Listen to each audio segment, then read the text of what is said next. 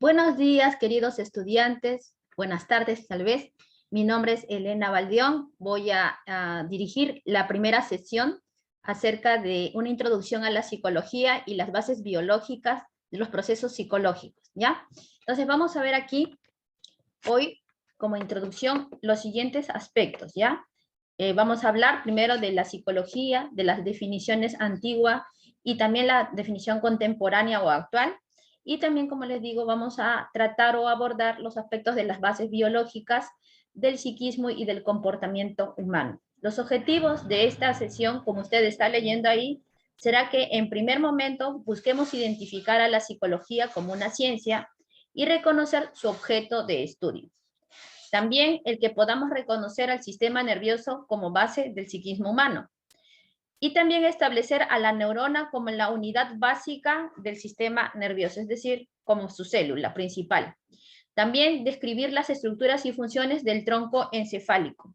Aclarando, chicos, que las bases biológicas es un tema amplio y solo se está viendo la primera parte. Acá no se estará abordando estructuras del encéfalo que son más determinantes para la mente y comportamiento humano, que podría ser en este caso el cerebro, y eso ya lo vamos a abordar en una sesión posterior, ¿sí? A ver, entonces atendemos. Un ratito voy a tratar de ver si se puede minorizar el sonido. Un ratito, chicos. Bien, ahora sí, disculpen, a ver, vamos a ver si se puede controlar parcialmente el sonido, ¿ya? Bien, entonces, bueno, la psicología como ciencia es una ciencia joven.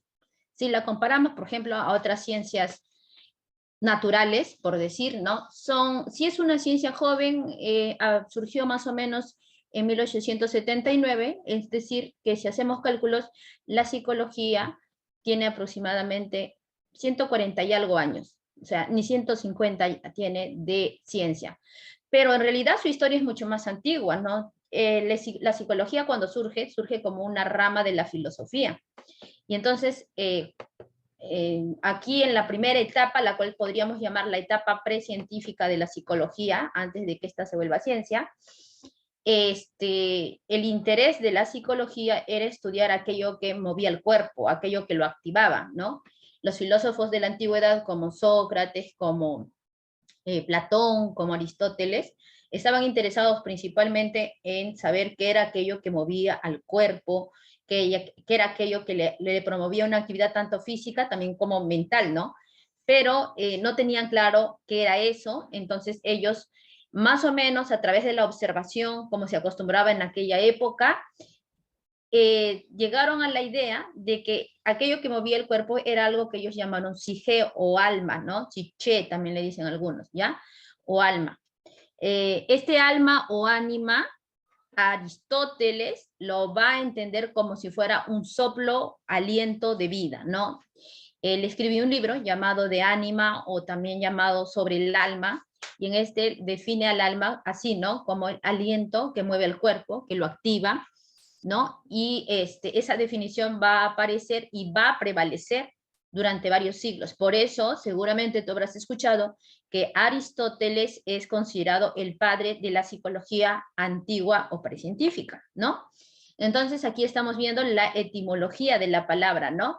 La palabra psicología en realidad deriva de dos voces griegas, una es la psique o psiche, que es el alma, el aliento, que, bueno, se entendía en aquella época, supuestamente era el motor, el que generaba movimiento, ¿no? Tanto mental, tanto conductual o corporal, y el logos, que creo que es una voz que muchos conocemos porque indica tratado o estudio, ¿no? Entonces, uniendo estas dos voces, bueno, logos será tratado, psique será alma, ¿no? Y como sabemos, Aristóteles fue el primero en describir, bueno, el más importante filósofo en describir al alma como se entendería después durante varios siglos, ¿no? Ya en el siglo IV antes de nuestra era, él escribe este libro que estaba mencionando que era De Ánima, o también llamado Sobre el alma, que bueno, en griego es Perisitge, y en este tratado del alma, él lo entiende a este aliento como el principio organizador de nuestra vida, ¿no? Un soplo vital, ¿bien? Ahora, Aristóteles en algún momento dijo psicología, es decir, unió estos dos vocablos. Parece que no. Lo más probable es que no. Aristóteles se centró en hablar de la psique.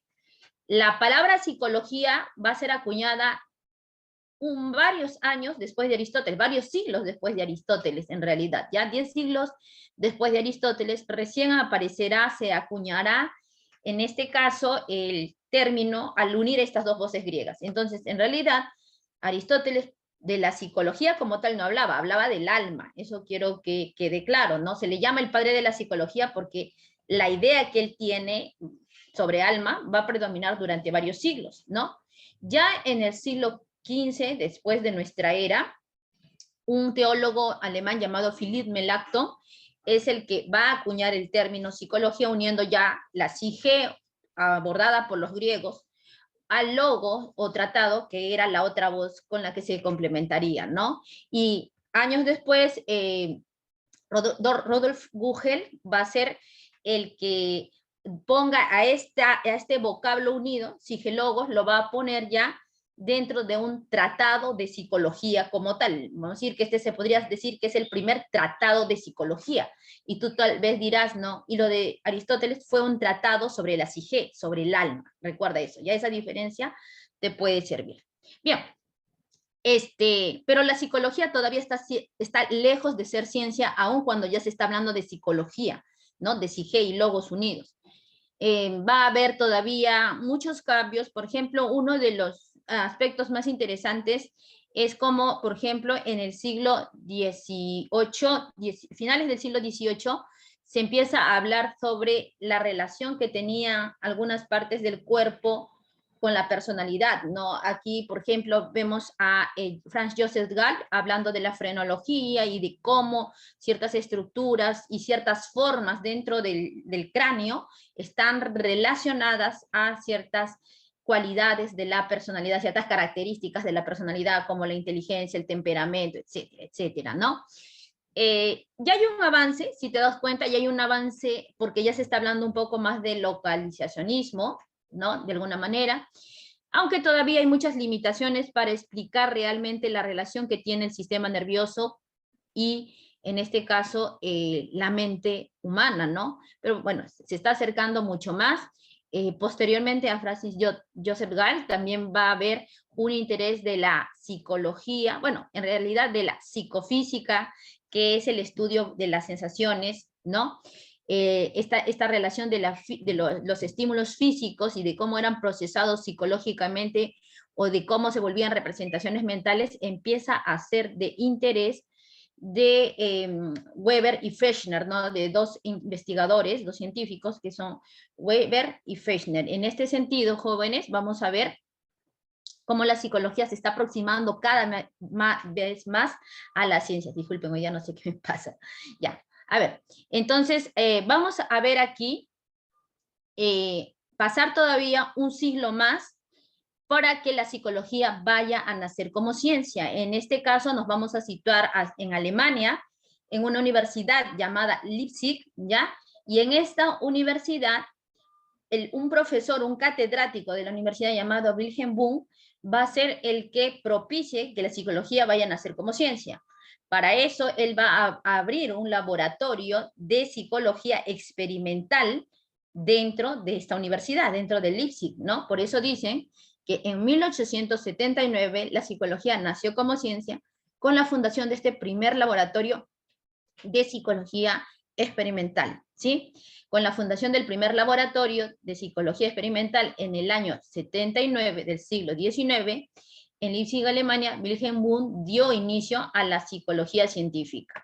Muchos psicólogos coinciden, aclaro, no todos, pero muchos psicólogos coinciden en que este sería el hito que definió el nacimiento de la psicología como ciencia y el hito también que va a independizar a la psicología de la filosofía, ¿no? Porque antes de este punto se podría decir que la psicología era una rama científica, perdón, una rama filosófica, ¿sí?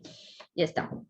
Muy bien, entonces recuerda que hay dos definiciones que se tienen que abordar. Una es la definición antigua, la definición etimológica, ¿ya? la cual la psicología se entiende como un estudio del alma, porque se creía que era el alma la que movía el cuerpo, la que la activaba la mente también, ¿no? Y acá como representantes estarán los filósofos, ¿no? ¿Por qué? Porque en ese tiempo la psicología era una rama de la filosofía, ¿no?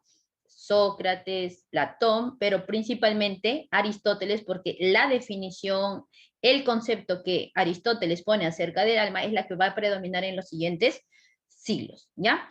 También recuerda que ya en el siglo XIX, a finales casi del siglo XIX, en el año 1879, va a ser Wilhelm Wundt quien sea el iniciador de la psicología, ya en su etapa científica, con la fundación del primer laboratorio de psicología experimental, en la cual normalmente en un laboratorio se suele usar a la experimentación basado en la introspección, ¿no? Pero un dato curioso es que Wundt, si bien es cierto, usaba la experimentación, la combinaba con introspección, o sea, con el cómo las personas al presentarse estímulos tenían que describir lo que pasaba por su mente, ¿no? Y esto, bueno, va a despertar, la verdad, muchas suspicacias en algunos psicólogos, porque al mezclar algo tan riguroso como la experimentación con algo tan subjetivo como la introspección, ¿no? Pues muchos psicólogos van a discutir que de verdad si la psicología nació o no nació como ciencia en ese año, ¿no? Porque no estaba siguiendo todos los principios propiamente científicos de la época, ¿no? Uno de ellos va a ser el conductista John Brodus Watson. Pero eso ya lo veremos más adelante en otro tema, ¿ya? Bien, sabemos entonces que la psicología ya es considerada una ciencia. Ahora, si pertenece a ciencia natural o ciencia social, también ha sido un tema de debate. La intención, la pretensión de Wilhelm Wundt era que la psicología fuera una ciencia natural. Claro, Wilhelm Wundt mismo era un científico naturalista porque él era fisiólogo, ¿ya? Entonces, su pretensión era, naturalmente, que fuera una ciencia natural, ¿no? Por eso estaba fundando un laboratorio, por eso intentó hacer de la psicología una ciencia. Al mismo tiempo, psicólogos como John Watson, a que me referí, que le refuta a Wundt el hecho de que esté usando introspección, también querían hacer de la psicología una ciencia muy similar a las ciencias naturales, muy rigurosa, donde la introspección y la experimentación se den, donde las leyes puedan ser cuasi universales. Entonces, como que la idea de algunos científicos por mucho tiempo fue que la psicología perteneciera a las ciencias naturales, ¿no? Pero ya aproximadamente hacia mediados del siglo XX, esa pretensión empezó a ser abandonada. Se dan cuenta que la psicología, si bien es cierto, tiene ciencias, tiene revoluciones científicas, se asume como tiene métodos científicos, no tiene las características propias de una ciencia natural. Sus leyes no son universales, sino relativas, ¿no? Puede variar y además va a mencionar que el factor que más determina la mente humana termina siendo el factor social. Entonces, por todos esos aportes ya del siglo XX, de la última parte del siglo XX, es que la psicología empieza a ser reconsiderada en su definición de ciencia natural y empieza a asumirse como una ciencia social. Es por eso que seguramente habrás visto que algunos la definen como solo ciencia o como ciencia social, ¿no? Muy bien. Como ciencia necesita cumplir con criterios, obviamente, ¿no? Y uno de ellos, uno de los principales requisitos para que algo se llame ciencia es el que se defina con exactitud en dónde va a enfocarse esta ciencia, es decir, qué va a estudiar de modo puntual, ¿no? Y en este caso, la psicología ha decidido que se va a enfocar en los procesos psicológicos, ¿ya? Y bueno, algunos psicólogos pueden discrepar con esto porque más bien dicen que la psicología debería estudiar la conducta, la actividad observable, objetiva, pero están o bien a la conducta, están definiendo a la conducta como objeto de estudio o bien a los procesos psicológicos, no se van más allá de eso.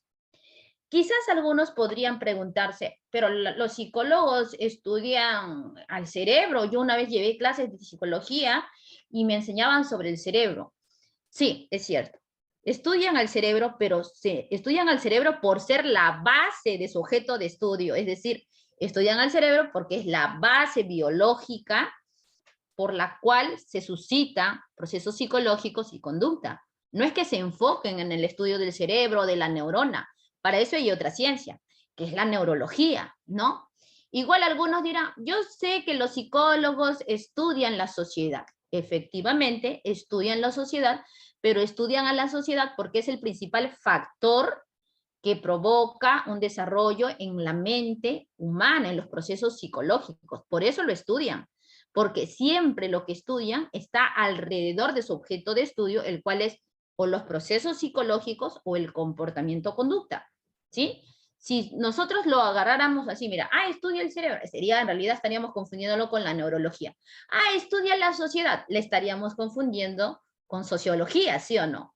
Es decir, si bien es cierto, los psicólogos pueden estudiar algunos aspectos agregados a los procesos psicológicos, esos aspectos agregados lo hacen para enfocarse después en su objeto de estudio. Es decir, porque esos otros aspectos como el sistema nervioso, como la sociedad, se están vinculando a sus procesos psicológicos, se están vinculando a ese objeto de estudio. No es que se enfoquen en ese estudio de el cerebro, no se enfocan en el estudio de la sociedad, pues para eso existen otras ciencias. Ya espero que esta parte se haya entendido. Yo sé que es un poco complejo lo que se está diciendo, pero hay que aprender a diferenciar ciencias y hay que saber por qué la psicología estudiaría algo más allá de los procesos psicológicos, si se supone que es objeto de estudio. Sí, pues los estudia, pero no se enfoca en ellos, solamente los estudia porque se relacionan a su objeto de estudio, ¿sí?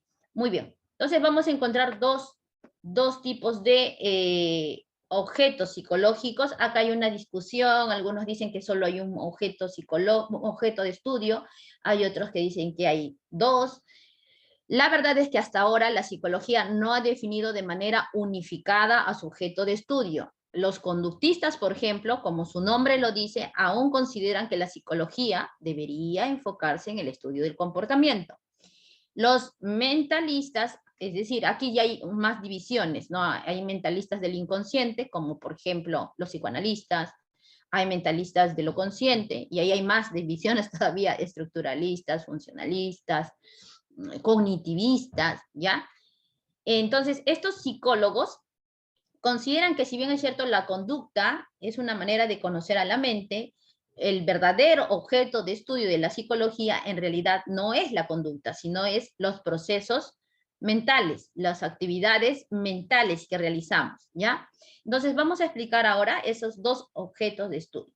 Por un lado están los procesos psicológicos, a los cuales muchos psicólogos dicen es el único objeto de estudio, y dicen que los procesos psicológicos son la representación mental que se estructura como un reflejo de la realidad. Así es como lo definen, ¿no? Son representaciones mentales que van a estructurarse como un reflejo de la realidad. Hay otra definición que quisiera compartir contigo. Mientras que algunos dicen que un proceso psicológico es la representación mental, por ejemplo, perceptos, por ejemplo, conceptos, por ejemplo, recuerdos, que son representaciones mentales, hay otra definición que dice que los procesos psicológicos son las acciones o procedimientos mentales que realizamos para generar esas representaciones.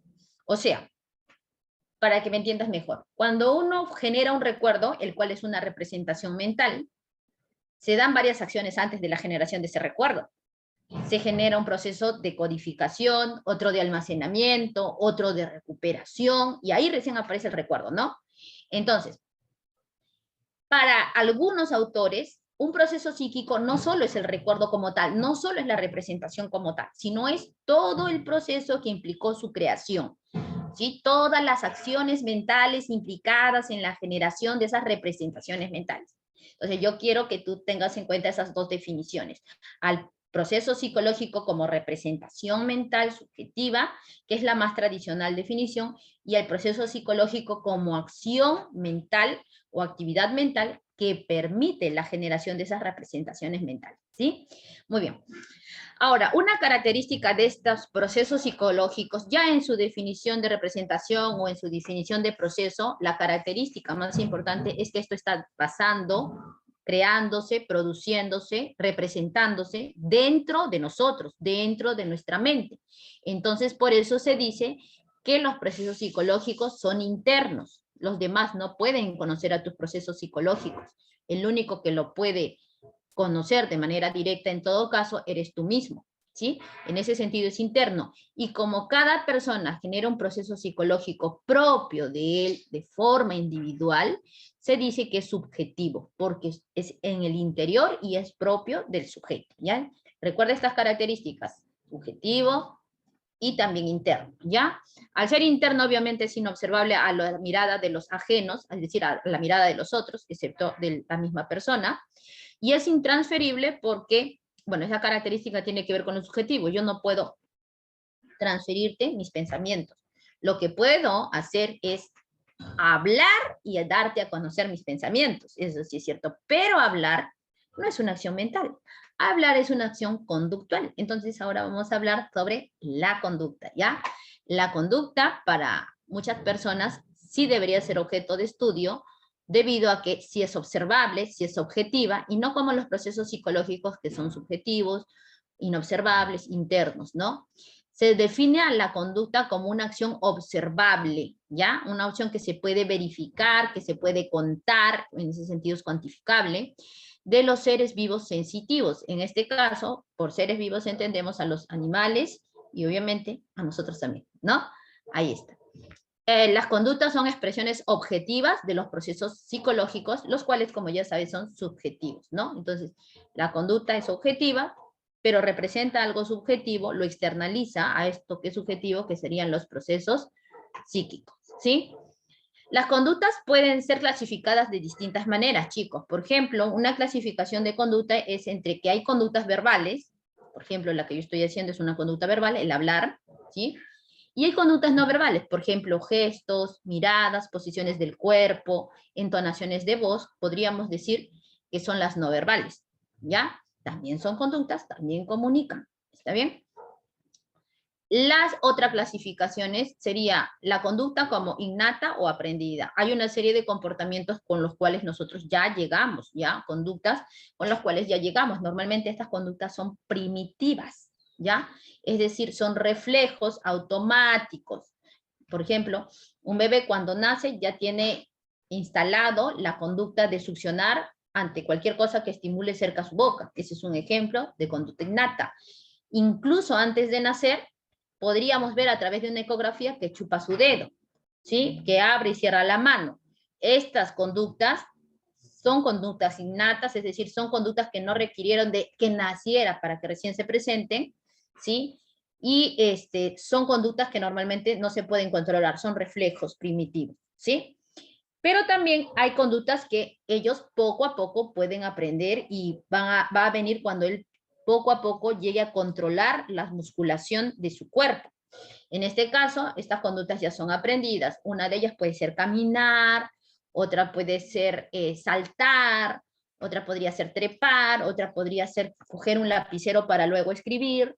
Esas son conductas aprendidas, ¿ya? ¿Por qué? Porque no, cuando nació no estaban ahí, sino que tuvo que pasar por situaciones de experiencia para que se pudiera lograr, para que se pudieran mostrar o dar, ¿está bien? Entonces, innata o aprendida, verbal o no verbal.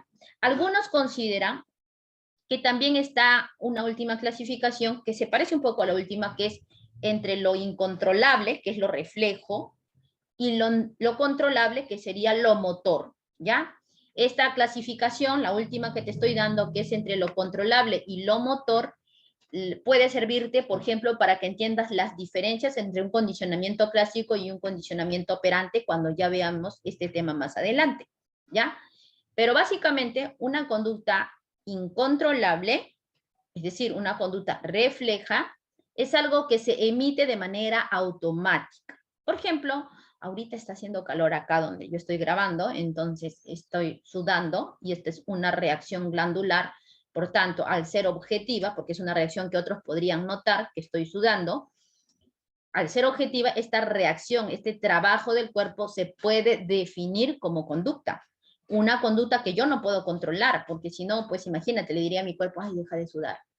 y no es así. Es algo que es incontrolable, es algo que es reflejo glandular. Los reflejos tienen una característica, pueden ser variados. Mira, hay reflejos glandulares, hay reflejos viscerales, o sea, de los órganos, hay reflejos esqueléticos, es decir, conductas donde mueves la musculación de manera automática. Como por ejemplo cuando alguien grita por detrás de ti y no le habías visto y entonces tú haces esta reacción, ¿no? Automáticamente. Todas estas características de reflejos es que no se puedan controlar, son conductas involuntarias, automáticas. Pero hay otras conductas que sí podríamos controlar. Por ejemplo, yo controlo cuando levanto el lapicero, lo puedo bajar, puedo escribir sobre él. Entonces, esos movimientos controlados que normalmente implican la activación de musculación esquelética se conocen como conductas motoras, voluntarias, le dicen algunos también. Un ejemplo de esa conducta motora, que también es aprendida y es no verbal, sería saltar, ¿ya? Sería saltar. Los procesos psicológicos también tienen clasificación, por si acaso, ¿ya? Hay una clasificación de los procesos psicológicos que, bueno, pueden ser según su representación y algunos los clasifican también según su origen. Según su representación, que es la clasificación más conocida, un proceso psicológico puede ser cognitivo, puede ser afectivo y puede ser volitivo o conativo-volitivo, ¿sí? Un proceso cognitivo es un proceso que al representar tendrá que obtener información del mundo, o sea, va a representar algo a partir de procesar información, ¿me entiendes? Eso se llama proceso cognitivo. Cuando la información se procesa en la mente se llama conocimiento. Por eso viene con este nombre, proceso cognitivo, porque cognición deriva de la palabra conocimiento. Entonces, un proceso cognitivo, como se representa a partir del conocimiento de las cosas, de la realidad, de los estímulos, ¿ya? Se conoce con ese nombre. Bien. Ahora, ¿cuántas acciones mentales procesan información? ¿Cuántas acciones mentales procesan conocimiento? No hay un claro número de estos procesos, pero vamos a decir los que tradicionalmente se conciben como procesos cognitivos, ¿bien? Uno es la percepción, otro podría ser el pensamiento, otro podría ser la imaginación y otro podría ser la memoria. Básicamente son esos. Algunos colocan además de estos procesos a la sensación, a la atención, a la inteligencia y he leído algunos hasta el aprendizaje lo ponen como proceso cognitivo. Pero en realidad sobre estas últimas que te estoy nombrando no hay un consenso total. También se ha hablado del lenguaje, algunos como proceso mediador de procesos psicológicos y otros ven al lenguaje como un proceso psicológico más también, un proceso cognitivo más. Entonces como que aquí lo que te está mostrando en ese cuadro es los procesos psicológicos cognitivos que parecen tener consenso en la mayoría de autores, ¿ya? No estamos hablando de esos otros procesos que según algunos autores sí es, según otros autores no sería todavía un proceso cognitivo propiamente dicho. Ahora, la siguiente clasificación es de los procesos afectivos. Si los procesos cognitivos nos representan a partir de diversas formas de conocimiento, los procesos afectivos representan la reacción de agrado o desagrado que podamos tener ante distintos estímulos que se nos presenten, ¿sí? Entonces ahí en los procesos afectivos vamos a tener, por ejemplo, los sentimientos. Hay sentimientos agradables como el amor, la admiración, ¿cierto? Pero también hay sentimientos desagradables como el odio, el rencor, etc. Las emociones, hay emociones agradables como por ejemplo la alegría, ¿no? El entusiasmo, pero también hay emociones desagradables como la ira, como el miedo, la tristeza, entre otras, ¿ya? Las pasiones, ¿no? A las pasiones se las clasifica normal, como tienen una naturaleza de satisfacción e insatisfacción, por un momento el apasionado tiene cierto grado de agrado cuando está cerca al objeto, pero cada distanciamiento del objeto le suele generar desagrado. Entonces, esa pasión también se enmarca bajo esta doble, vamos a decir así, ¿no? Bajo esta polaridad. Espero que esta palabra no te confunda con bipolaridad, ¿no? Pero sí en que las pasiones también generan agrado o desagrado. Y los estados de ánimo también pueden ser de agrado o desagrado. Hay el buen humor y hay el mal humor como estado de ánimo, ¿sí? Muy bien. Ahora, vamos a hablar de los procesos conativos volitivos, que serían los últimos, ¿no? En la clasificación de los procesos psicológicos como su representación o por su representación, hay algunos que pueden generar metas, es decir, representar en tu mente deseos, metas, propósitos, etcétera, y dirigir la conducta intencionada hacia el logro de metas.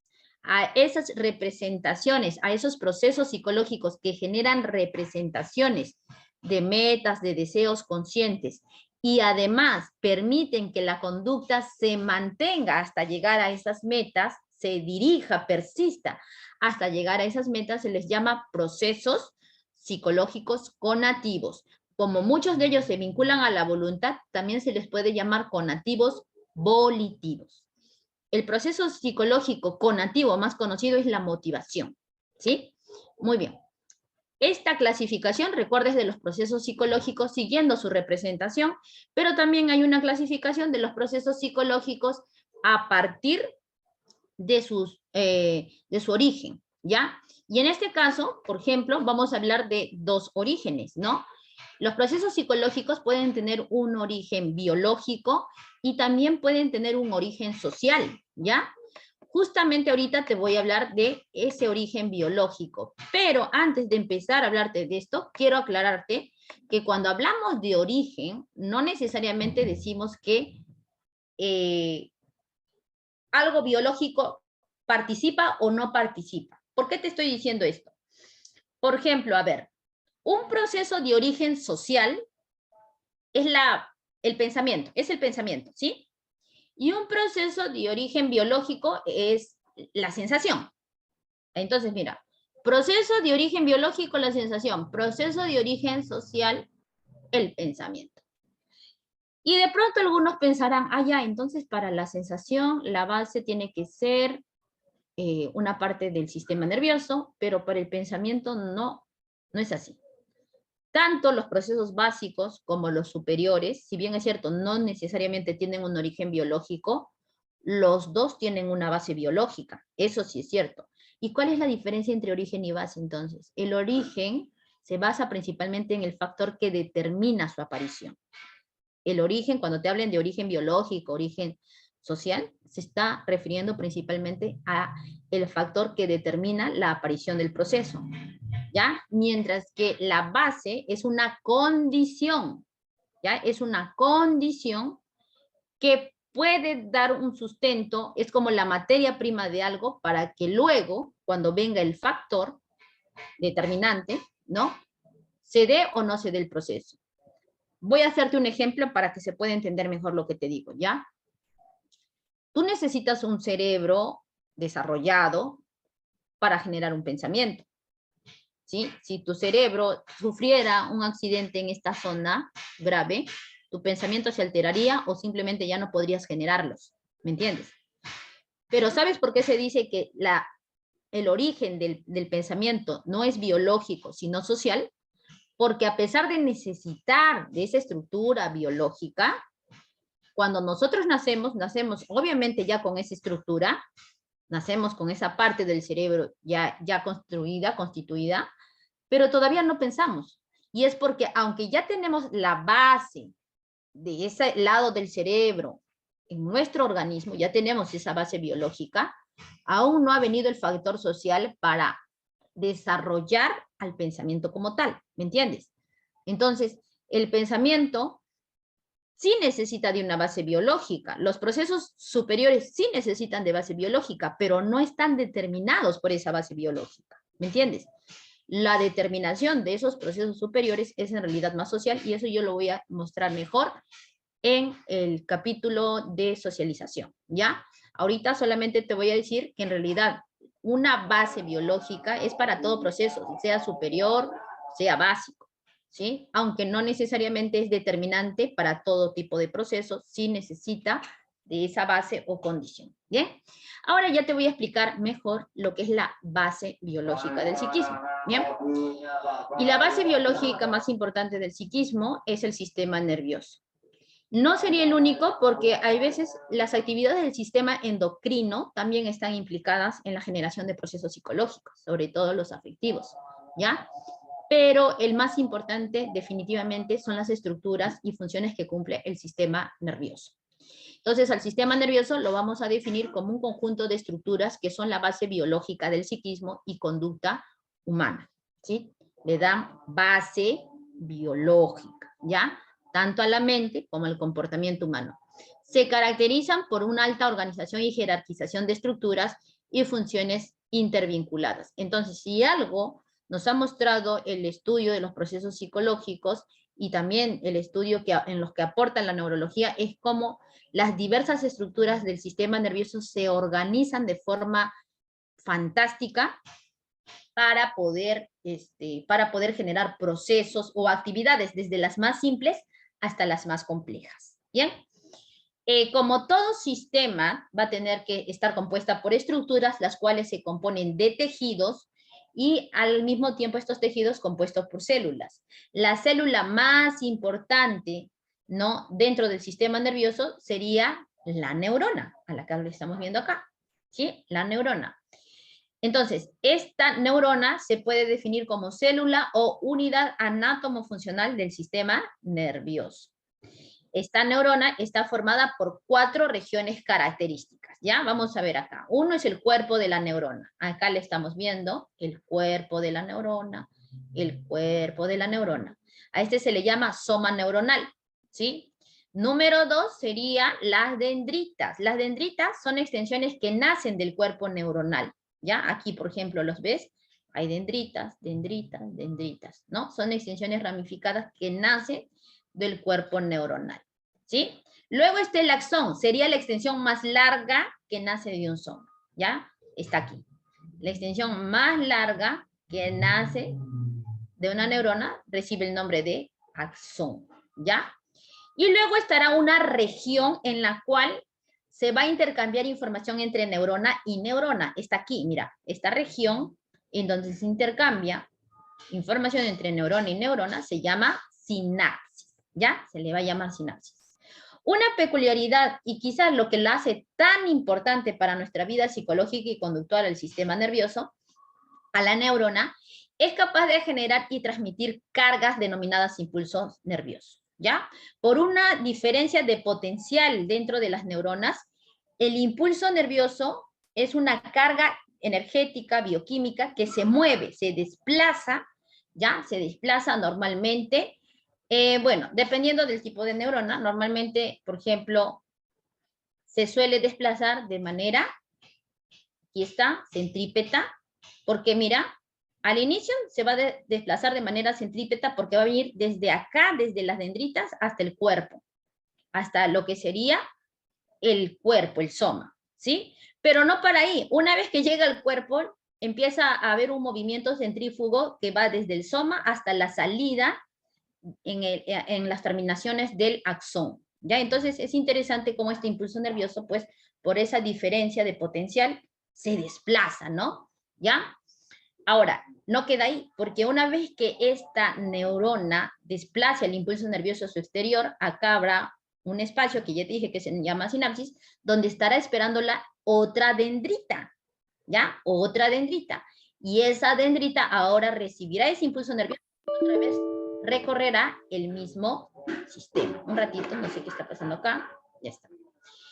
Se encuentra en la sustancia gris, también en la sustancia blanca. Bien, las neuronas se agrupan por zonas, vamos a decir así, ¿no? En la sustancia gris, por ejemplo, estarían concentrados los cuerpos neuronales, es decir, los somas neuronales.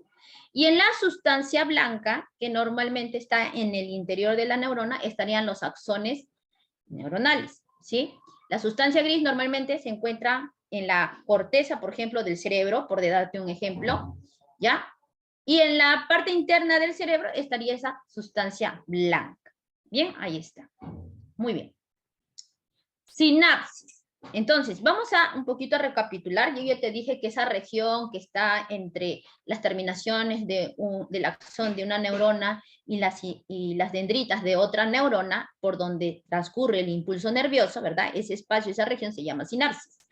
Aquí la definición dice, es el espacio entre dos neuronas, ¿no? Aquí, por ejemplo, fíjate, todo esto sería la sinapsis, ¿ya? en donde el axón de una neurona emisora, en este caso la azul será la neurona emisora en el gráfico, ¿ya?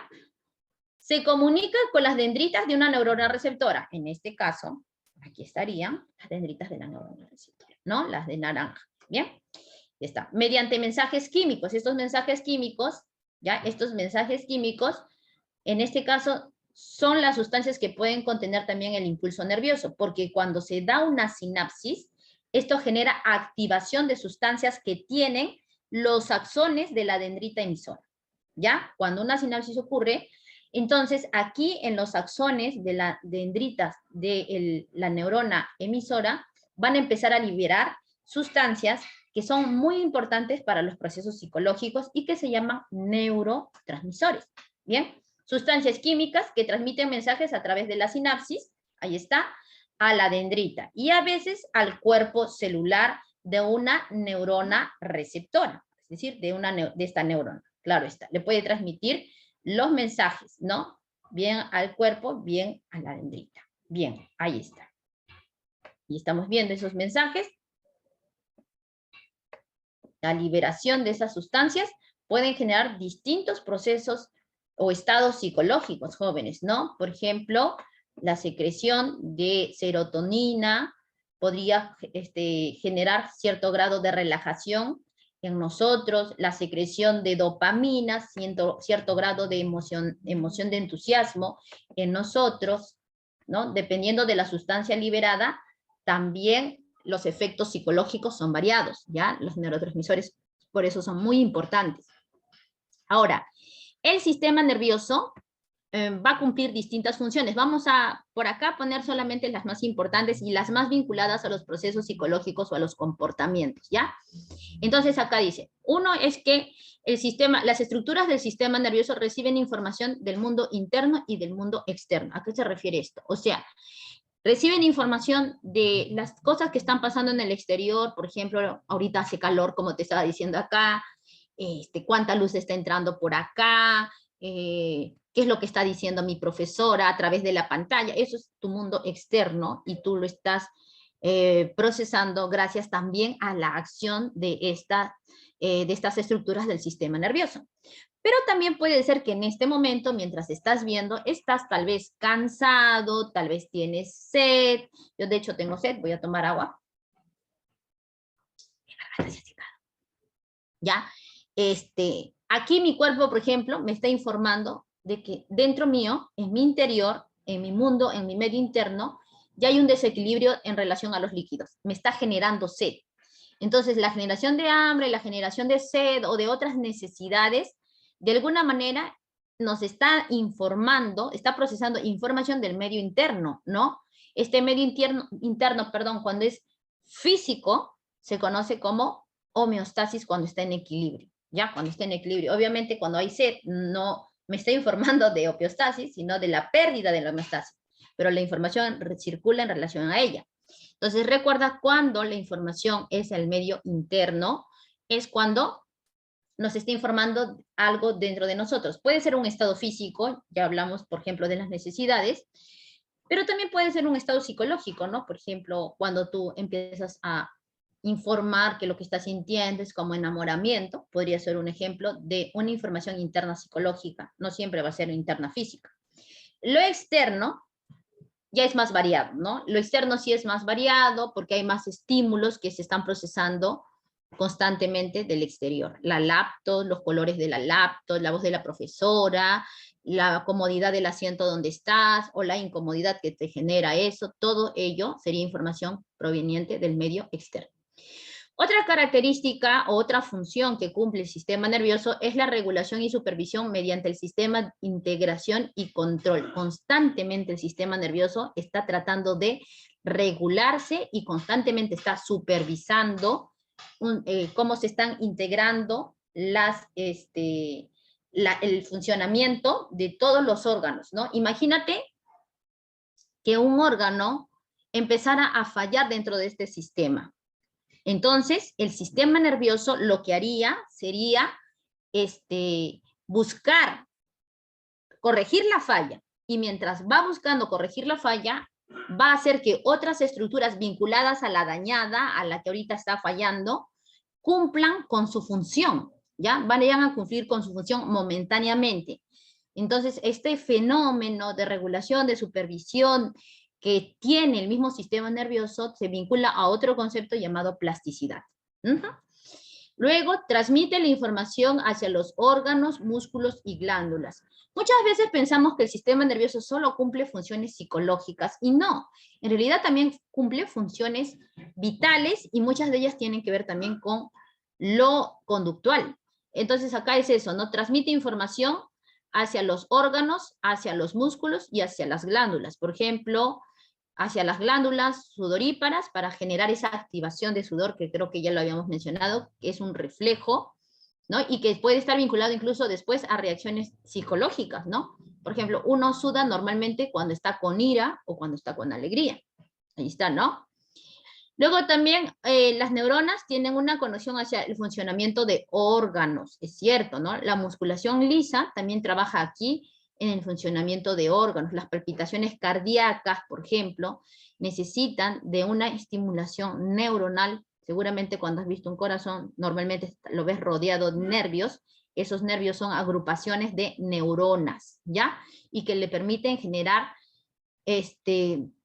algunas acciones como por ejemplo palpitaciones cardíacas. Bien, ahí está. Y bueno, también la actividad en los músculos esqueléticos también, ¿no? Por ejemplo, ahorita yo hace rato estoy haciendo esto, es una manía que tengo, ¿no? Pero este movimiento, por ejemplo, de las manos que yo estoy haciendo o los movimientos de los músculos de mi cara para producir esto que es la articulación de algunas palabras, también podrían estar involucrados en la activación de neuronas generando movimientos a nivel muscular, ¿no? Ahí está. Coordina actividades sensitivas, motoras, vegetativas y cognitivas. Estamos resumiendo un poco lo que ya se dijo anteriormente, ¿no? Como tiene una conexión a distintas estructuras, bueno, va a poder coordinar actividades sensitivas, por ejemplo, vista, gusto, olfato, tacto, incluso la sensación de dolor, ¿no? También motoras, por ejemplo, caminar, saltar, escribir, vestirse, bañarse, etc. Funciones vegetativas, como por ejemplo palpitaciones cardíacas, respiración en todo momento, ¿no? En todo momento normalmente estamos respirando, entonces ahí están las funciones vegetativas, movimientos peristálticos en el sistema digestivo, etc. Y funciones cognitivas, que pueden ser pensar, memorizar, ¿no? Procesar en la percepción, etc. Entonces ahí estamos viendo distintas funciones del sistema nervioso, ¿no? Tiene una implicación en todos los aspectos, no solamente mentales, sino también conductuales y también fisiológicos, ¿no? Muy bien. Ahora, una clasificación típica que te van a hacer, bueno, la llamada división clásica del sistema nervioso lo divide por más o menos la localización de sus estructuras, ¿ya? Entonces aquí vamos a ver, por ejemplo, el sistema nervioso central, el cual es el más importante eje rector de todo el sistema nervioso. Es el eje rector del resto de sistemas nerviosos. Este sistema nervioso llamado central agrupa a las células básicamente en torno a dos zonas. Uno es la zona de dentro del cráneo, la cual llamaremos encéfalo, ¿ya? Las neuronas agrupadas de dentro del cráneo se considerarán como el encéfalo. En el encéfalo hay estructuras como el cerebro, el cual es el órgano más importante de todo el sistema nervioso, el cerebelo, que es una versión de cerebro, pero más pequeñita, y que también está dentro del cráneo, por eso es parte del encéfalo también, y el tronco encefálico, que está justo en la nuca, ¿no? A la altura de la nuca del cráneo. Bien, entonces como los tres son parte, ¿no? Están ubicados dentro del cráneo, conforman lo que se llamaría el encéfalo. Esta es una parte del sistema nervioso central. La otra parte del sistema nervioso central se desplazará a lo largo de la columna vertebral, estará protegida por la columna vertebral, ¿ya? Y en este caso es un agrupamiento de neuronas, es un engrosado de neuronas, que al agruparse, bueno, se ven como nervios engrosados, el cual se conoce con el nombre de médula espinal, ¿ya? Se va a llamar así, médula espinal, recuerda, se desplazará a lo largo de la columna vertebral, ¿ya? Ya está, médula espinal. Ahora, Todo ello es parte del sistema nervioso central y estas estructuras principalmente van a cumplir las funciones de integración, procesamiento y coordinación de la información sensorial y también de órdenes de movimiento. Ojo, aquí hay que aclarar, dice de órdenes de movimiento, pero para que se genere un movimiento también necesita de otras estructuras. Ellos son los que ordenan el movimiento o terminan por procesar la sensación. Pero para que una sensación se dé y un movimiento se dé, también debe haber estructuras que tengan a neuronas más cercanas a los estímulos externos. En este caso, a esas neuronas se les va a llamar en conjunto sistema nervioso periférico, ¿ya? Periférico, ahí está. Mantiene la comunicación entre el sistema nervioso central y el resto del cuerpo, ¿no? Entre el sistema nervioso central, o sea, entre la médula o entre el encéfalo y el resto del cuerpo, ¿ya? Muy bien. Por ejemplo, ¿cuál es el resto del cuerpo? Normalmente este sistema nervioso periférico se conecta a las vísceras. Son nervios que se pueden conectar hasta en las vísceras, ¿ya? Entonces, esos nervios conectados hacia las vísceras, normalmente van a conformar lo que se llama sistema nervioso autónomo. ¿Está bien? Pero hay otros nervios que se pueden conectar a la musculación esquelética. Entonces, a esos nervios que se conectan a los músculos esqueléticos se les llama sistema nervioso somático, ¿no? Ahí está. El sistema nervioso autónomo se encarga de regular el movimiento de los órganos. Es un movimiento reflejo, recuerda lo que habíamos estudiado hace rato, es un movimiento reflejo, o sea, un movimiento incontrolado, y entonces como no lo controlas, es parte del sistema nervioso autónomo, ¿no? Por ejemplo, de la musculación lisa cardíaca, ¿no? Y las glándulas, ahí está, ¿no? Recuerda, esa musculación lisa cardíaca es una conexión a víscera, ¿ya? Muy bien. Ahora, en el sistema nervioso somático, ¿ya? En el sistema nervioso somático, la regulación motora, aquí, o sea, el control de movimiento, a diferencia del autónomo, es un control que sí podemos controlar, es un control que sí podemos elegir ejecutar o regular, ¿sí? Ahí está. Del músculo esquelético, ¿no? Ahí está, la musculación esquelética. Los músculos esqueléticos suelen ser los que rodean, obviamente, a los huesos del cuerpo, ¿no? A esos músculos que rodean a los huesos del cuerpo, ¿sí? Ya está. Ahora sí. Aquí ponemos entonces las características del sistema nervioso central, y bueno, ya sabemos que en el sistema nervioso central hay dos estructuras, una es encéfalo y la otra es la médula espinal, ¿verdad? En el encéfalo, recuerda que encontramos tres estructuras, creo que ya las había mencionado, pero bueno, vamos a retroalimentar.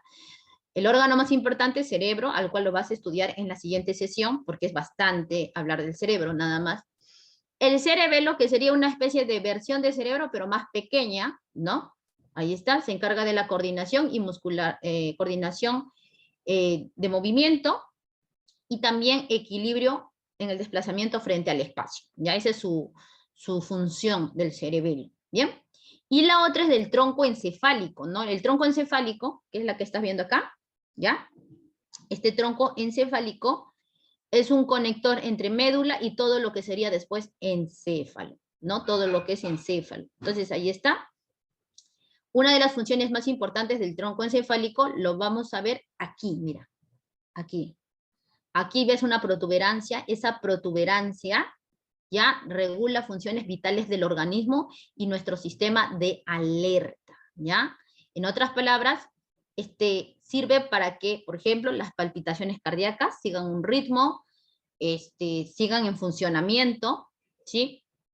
Y también tiene conexiones que le permiten al cerebro tener cierto grado de actividad a lo largo del día, ¿ya? A ese grado de actividad que el cerebro tiene a lo largo del día, es lo que le vamos a llamar el tono cortical, así le van a llamar, ¿ya? Que significa algo así como el grado de actividad de la corteza cerebral. Ojo, te aclaro, el tronco encefálico no es parte de la corteza, pero está encargado de activar o regular cuánto se activa el trabajo dentro de la corteza. Por eso vas a ver que está encargado del tono cortical. ¿Ya? En realidad, el tronco encefálico es parte de una estructura distinta a la del cerebro, ¿no? Y la corteza es parte del cerebro, ¿ya? Regula funciones vitales del organismo. Recuerda que eso es porque hay veces transmite señales hacia abajo. Y también a nuestro sistema de alerta, y eso es cuando transmite señales hacia arriba. ¿Sí? Muy bien. En este tronco encefálico, entonces, vamos a ver algunas de las funciones, ¿ya? Muy bien. Realiza funciones autónomas y reflejas. Ya sabes, son funciones que no puedes controlar. Algunas de ellas básicas para la supervivencia. Sí es cierto, ¿no? Por ejemplo, regula los ritmos vitales automáticos. Respiración, pulso, latidos cardíacos, etc. Participa del control de los estados de alerta y atención. En este caso, regula cuánta actividad puede tener la corteza frente a algunos estímulos. A lo largo del día, la cantidad de actividad de tu corteza frente a los estímulos puede bajar o subir. Puede bajar o subir, ¿no? Hay momentos en los que estás así, distraído. Tu actividad, si bien es cierto, es relativamente elevada, no está al 100%. Cuando me estás atendiendo, las cosas que te digo, mira, dijo esto, aquí es donde se ha elevado más. Y hay momentos en los cuales tu actividad va a decaer fuerte, y es cuando estás dormido. ¿Correcto? Cuando estás dormido casi no procesas, no decimos que no procesas, sino baja mucho el procesamiento de el procesamiento de estímulos del exterior, ¿no? Por eso es que algunos dormidos hasta le pueden pintar la cara, ¿bien? Ahí está.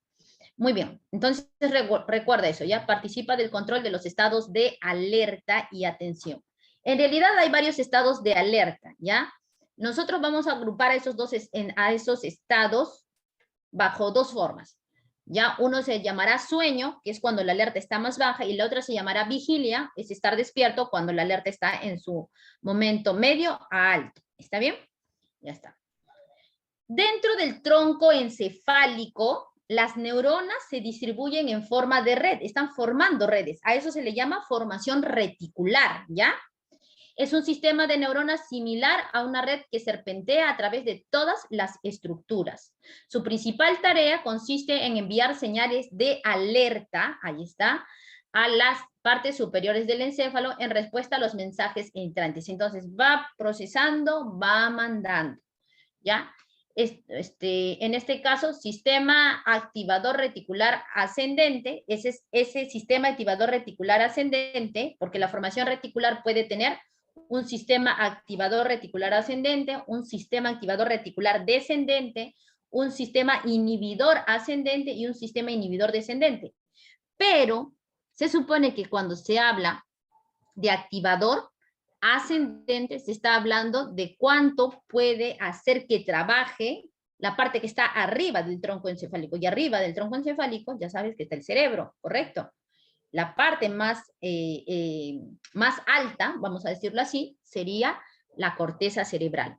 Por eso que dijimos hace rato, que este sistema lo que va a hacer es activar a la corteza cerebral, a través de esto que llamamos SARA, Sistema de Activación Reticular Ascendente. Este sistema de activación reticular ascendente regula los dos ciclos más importantes, el ciclo de descanso, sueño, y el ciclo de vigilia, alerta. ¿Está bien?